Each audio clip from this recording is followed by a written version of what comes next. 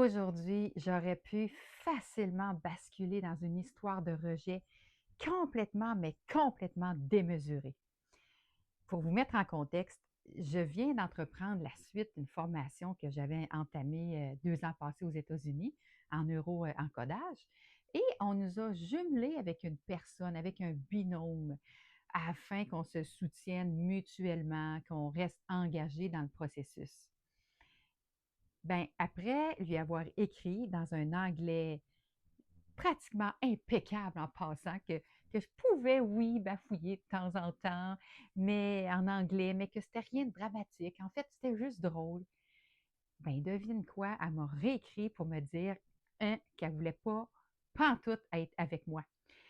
Elle ne m'a pas écrit des beaux petits mots gentils là, pour me l'expliquer. Là. Non, non, net, fret, sec, comme ça. Puis elle m'a flushé de Facebook. Ben, ma première réaction, ça a été ouch. Là, j'ai senti ma vieille blessure du rejet s'activer.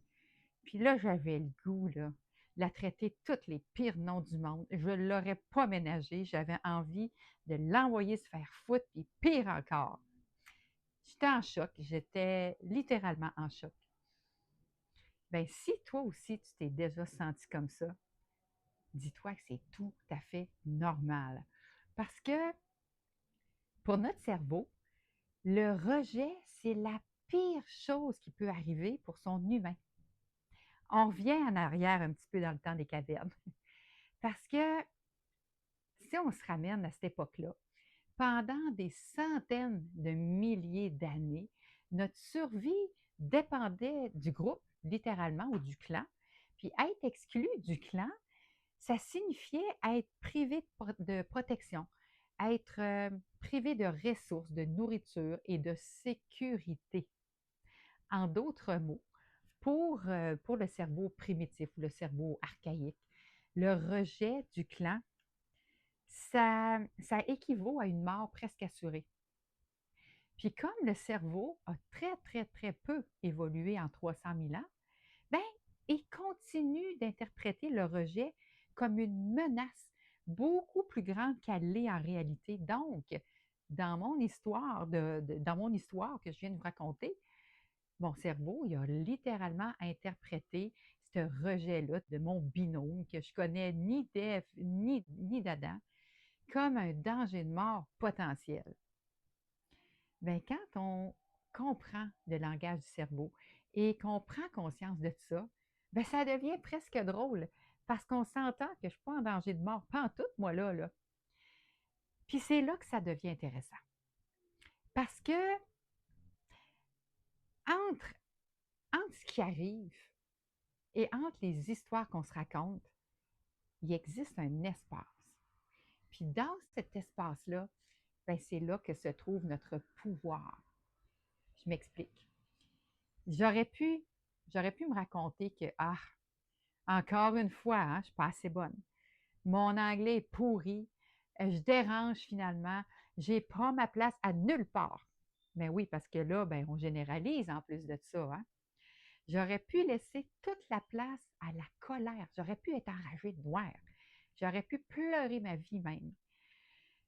Ce qui est certain, c'est que je n'aurais pas passé une bonne journée. Ça, c'était avant que je connaisse le fonctionnement de mon cerveau. Mais à la place, ce que j'ai fait, j'ai accueilli mon émotion, puis j'ai redirigé mon cerveau en le rassurant parce que oui, j'ai un clan, j'ai un conjoint, j'ai ma famille, j'ai mes amis qui m'aiment. Donc, je suis en sécurité. Et là, tout de suite, ça calme. Le rejet perd de l'intensité. Puis tout en continuant de respirer consciemment, je me suis rappelé aussi qui je suis avec mes belles valeurs, avec mes belles qualités, mes forces. Puis que la décision de cette dame-là, là, ben, ça ne détermine, ça ne définit absolument pas qui je suis.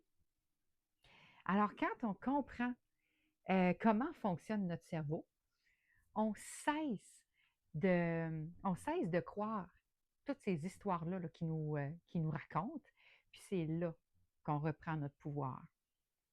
Alors, si tu vis du rejet, toi aussi, que ça t'arrive de temps en temps ou souvent et que c'est intense et que tu as envie d'en parler, viens juste me voir. Le lien va être soit directement dans la vidéo ou en commentaire, mais reste pas tout seul là-dedans. Je le sais comment ça peut être tellement souffrant, ça mine notre énergie. C'est, c'est pas le fun à vivre. Alors, quand tu veux, tu te sens libre, je t'attends.